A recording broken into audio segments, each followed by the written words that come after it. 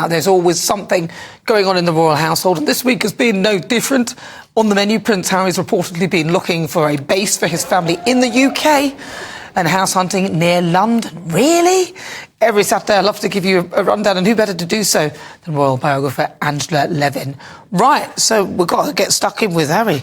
Is he actually, is this serious, that he thinks he wants to come back here after everything he's said? No, I think there's a bit of duplicity there, really. Do you? Yes, I do. I think, you know, Meghan doesn't want to come back to the UK ever because it's too small and not interesting. She thinks globally.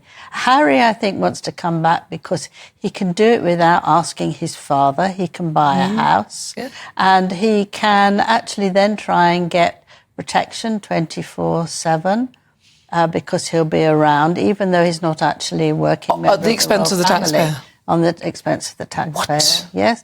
And people are saying he now wants to be friendlier with the family and think about where the children's going. I think it's a nonsense. I think, in a way, that they wanted to move to another part of Los Angeles last month because they could be with trendy singers and all that, and that didn't come off, and now we've got this thing. I think he's just trying to get his father to feel very uncomfortable, because if Harry is there and he finds out what's going on, he can sell it off, or he can do it before. If we come to November, when we've got all the army and the people, all that, he won't do his on the same day. He'll do it before, he'll do it afterwards. He'll do it in a special way, get all the cameras. And I think it's all...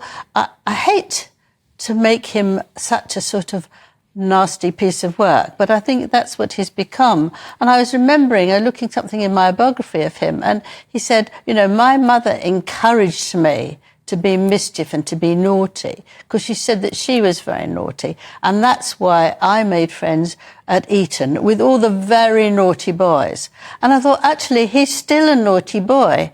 He's not actually grown up enough to understand that he can actually...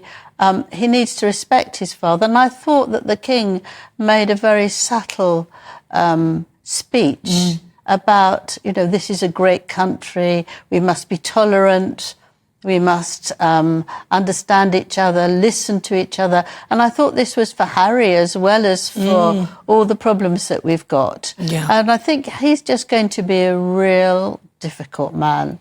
But you wrote the biography, his biography. You met him and everything. You thought he was wonderful, though. Yes, he was wonderful. He was a very different man. I spent 15 months with him, so I got to know him extremely well. And he was talking an awful lot about climate change, and he would work with this with his father, and he believes in this. And he set up this, what's it called, Travelist, in 2019. And his whole thing was to help us, you know, understand what's going on in the countries and not go and take too much when you're flying, you see. Well, now that's gone. Well, that's what I'm saying. I think it's a Bombardier, isn't it? There's like a private jet that emits... It's completely gone now. Yeah. He took a private planes from America to the Caribbean when there's loads and loads of regular planes. He didn't have to do that. He had 7 SUV cars which had to go around a very small